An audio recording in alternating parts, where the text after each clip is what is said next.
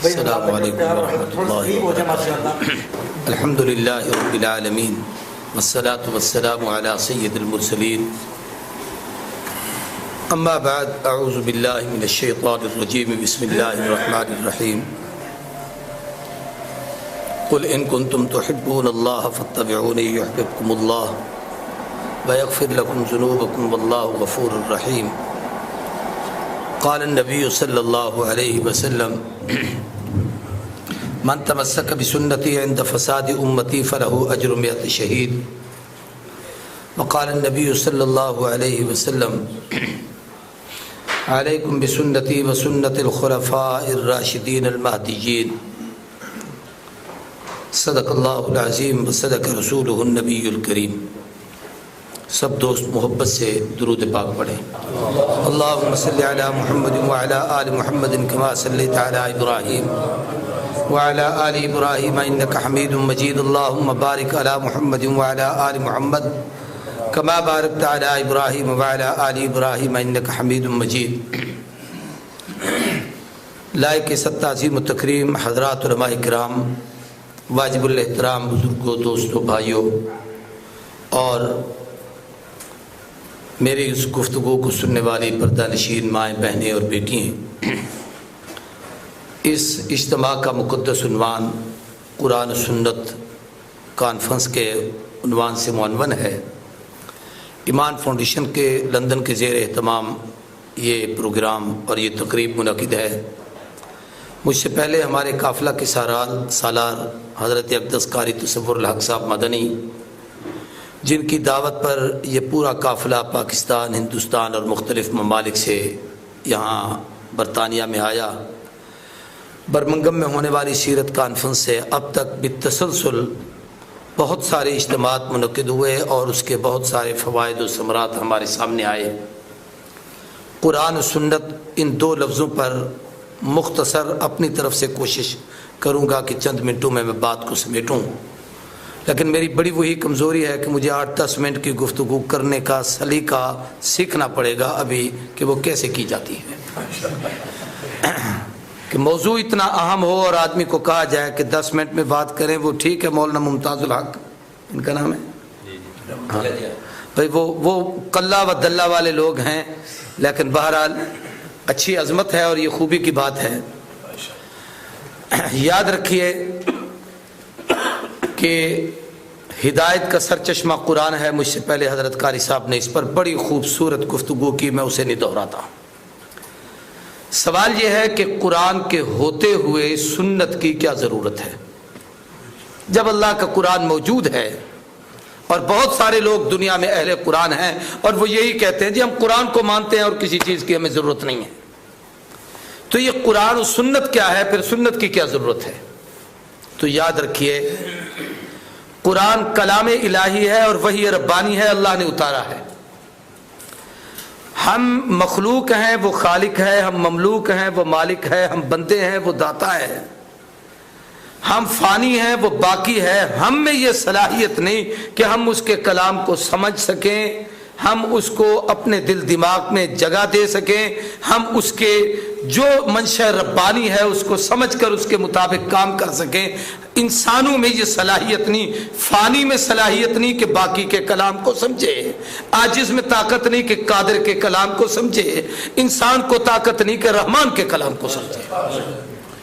اس لیے ضرورت ہے ایک ایسی ہستی کی جو اپنی زندگی سے قرآن کا مفہوم ہمیں سمجھائے، اور وہ زندگی آمنہ کے لال صاحب جمال و کمال محبوب ذوالجلال سیدنا محمد الرسول اللہ، سب کہیے صلی اللہ علیہ وسلم، اونچے وہاں سے کہیے صلی اللہ علیہ وسلم کی ذات اقدس ہے۔ قرآن وحی ہے اور حضور صاحب وحی ہیں۔ وحی کو وحی والا تو سمجھا سکتا ہے، وحی کو وہم والا نہیں سمجھ سکتا۔ میں اور آپ، ہم سب لوگ وہم کے مریض لوگ ہیں۔ میں اس کی بہت ساری مثالیں دیتا رہتا ہوں، ایک سادہ سی مثال دیتا ہوں۔ ایک آدمی مر گیا ہے اور یقین ہے کہ یہ مرا پڑا ہے، آنکھیں پتھرا گئی ہیں، نبضیں رک گئی ہیں، جسم ٹھنڈا ہو گیا ہے، روح نکل گئی ہے، لیکن کسی زندہ کو کہو رات کو اس پر اکیلے بیٹھا رہے مردے پر، وہ آدمی بیٹھے گا؟ بولو بھائی زور سے پہنے، کیوں؟ اس لیے کہ اس کو یہ وہم ہے کہیں یہ اٹھ کے نہ بیٹھ جائے. ہاں ہنسنے کی بات نہیں، بات سمجھیں. اب یہ وہم یقین پر بھی غالب آ جاتا ہے کہ آدمی کا یقین، حالانکہ یقین ہے مر گیا، وہم ہے کہ اٹھ جائے گا، تو یہ وہم کا بدھو اور پاگل وحی الہی کو کیسے سمجھ سکتا ہے؟ اس لیے وحی کو صاحب وحی یعنی نبی سمجھا سکتا ہے. اور پیغمبر جو کہیں، سمجھائیں، کر کے دکھائیں، عملی نمونہ پیش کریں، اسی کو سنت کہا جاتا ہے. اس لیے قرآن کو سمجھنے کے لیے سنت کی ضرورت ہے. لیکن میں یہاں ایک بات اور چھوٹی سی مختصر عرض کرنا چاہتا ہوں. ہونا یہ چاہیے تھا کہ قرآن و حدیث عنوان ہوتا کہ قرآن کو سمجھنے کے لیے حدیث رسول کی ضرورت ہے. اس لیے کہ حدیث کے ذخیرے میں بڑی وسعت ہے.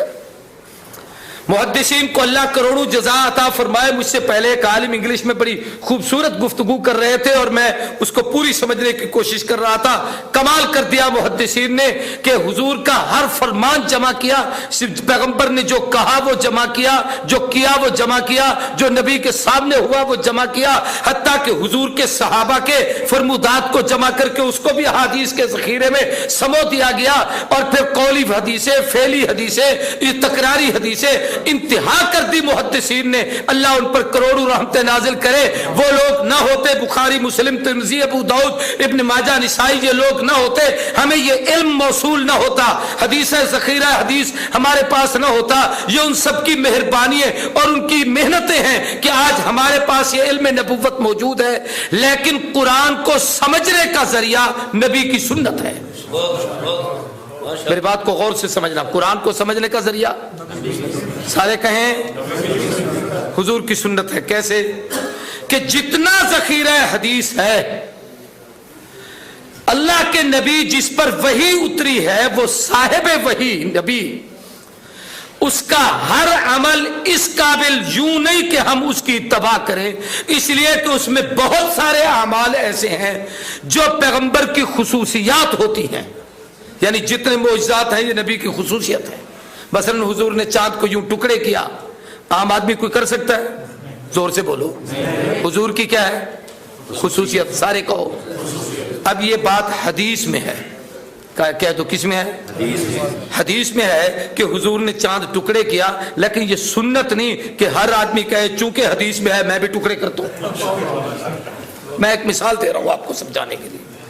ایسے نبی کریم صلی اللہ علیہ وسلم کی خصوصیات میں بہت ساری باتیں ہیں. اللہ کے نبی مسجد میں تشریف لائے.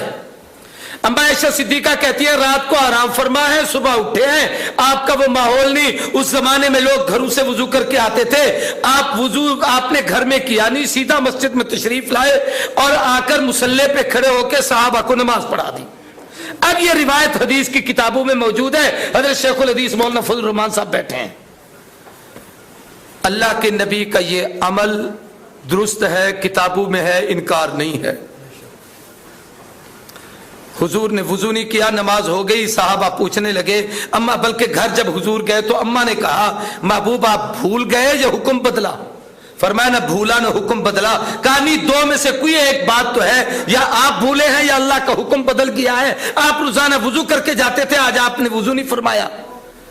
فرمایا ایک مسئلہ سمجھانا تھا. کیا؟ وہ یہ کہ تم سوتے ہو، تمہاری نیند ناقض وضو ہے. نبی جب سوتا ہے تو تناب عینایا ولا ینام قلبی، میری آنکھیں سوتی ہیں، دل خدا کی یاد میں جاگتا رہتا ہے. یہ نبی کی خصوصیت ہے. میں نے اس لیے نماز پڑھائی کہ میرا وضو خطا نہیں ہوا. اب کوئی جاہل یہ کہے کہ میں تو صرف حدیث پر عمل کرتا ہوں، حضور نے بغیر وضو کے نماز پڑھائی، نیند سے اٹھے آپ نے وضو نہیں کیا، میں بھی ایسے پڑھاؤں گا. تو حضرت شیخ الحدیث مولانا خیری، حضرت قاری صاحب، مولانا غلام یاسین صاحب، حضرت علامہ صاحب، بڑے بڑے لوگ بیٹھے ہیں. ان علماء سے تحقیق کر لو، اگر بغیر وضو کے اس نے سجدہ دیا تو کافر ہو جائے گا، حالانکہ وہ حدیث پر عمل کر رہا ہے. اس لیے کہ یہ ساری حدیثیں سنت کے درجے کی نہیں. سنت اس عمل کو کہتے ہیں جو امت میں تواتر کے ساتھ چلے. اب وقت بالکل محدود ہے، مجھے انہوں نے کہا تھا 10 منٹ میں بات آپ نے سمیٹنی ہے. اب وہ میں سمیٹ نہیں رہا، لیکن میں کوشش کرتا ہوں کہ وہ اس کی ایک آدھ بات آپ کے سامنے اور عرض کر دوں. پوری توجہ میری طرف کریں. اللہ کے نبی کی یہ خصوصیات اس لیے ہیں کہ حضور انسانوں میں سے انسان ہے، انسانوں جیسے انسان نہیں۔ پسینہ اس لیے آیا کہ انسانوں میں سے ہیں، ہر آدمی کے پسینے میں بدبو، نبی کے پسینے میں کستوری سے زیادہ خوشبو اس لیے ہے کہ انسانوں جیسے نہیں۔ رات کو سوئے اس لیے کہ انسانوں میں سے ہیں، تم بھی سوتے ہو، حضور بھی سوئے ہیں، حضور جبریل کی طرح فرشتے تو نہیں کہ نہ سوئے، انسانوں میں ہے اس لیے سوئے ہیں۔ لیکن ہر سونے والے کا وضو ختم، نبی سو کر اٹھے ہیں، وضو میں فرق نہیں آیا کہ تیری میری آنکھ بھی سوتی ہے، دل بھی غافل ہوتا ہے، نبی کی نگاہ سوتی ہے، دل خدا کی یاد میں جاگتا ہے۔ اب بات کو آگے سمجھیے، اب یہ کیسے پتا چلے کہ ان میں سے کون سا نبی کا عمل امت کی ضرورت ہے اور امت کے لیے نمونہ ہے؟ چونکہ ساری باتیں حدیث میں ہیں، آپ کے افعال بھی حدیث میں، اقوال بھی حدیث میں، تکرار بھی حدیث میں، حضور کے معجزات بھی حدیث میں، خصوصیات بھی حدیث میں، تفردات بھی حدیث میں، سب حدیث میں موجود ہے۔ اب یہ کیسے پتا چلے کہ ان میں سنت عمل کون سا ہے؟ تو اس کا معیار حضور نے ایک سکھایا، توجہ خدا کریے، فرمایا میری حدیث کو سمجھنے کے لیے میرے یاروں کے عمل کو دیکھا، علیکم بسنتی و سنت الخلفاء الراشدین المہدیین، جو کام میں کروں میرے بعد میرے یہ یار کرے اس کو تم دین سمجھنا اور سنت سمجھنا، میں کروں یہ نہ کرے تو اسے دین نہ سمجھنا، وہ میری خصوصیت ہوگی، امت کی ضرورت نہیں ہوگی۔ اب اس بات کو میں تھوڑا سا یوں کہتا ہوں، توجہ کریں تو بات سمجھ آئے گی۔ خلفاء راشدین جو عمل کریں گے وہ حضور کی عمل کی نشاندہی ہوگی۔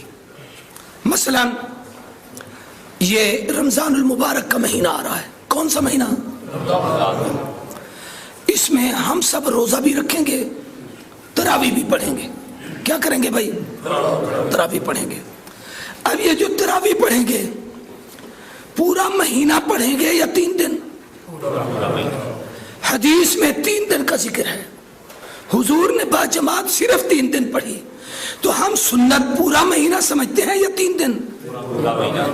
یہ عمل خلفاء نے بتایا ہے، حضرت عمر نے بتایا ہے۔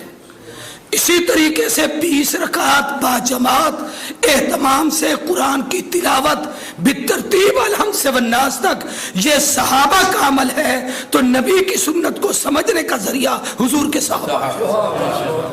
اب پورا مہینہ پڑھو، سارا قرآن پڑھو، باجماعت پڑھو، بالترتیب پڑھو، تو سمجھ لو کہ تم نے حضور کی سنت کو زندہ کیا ہے۔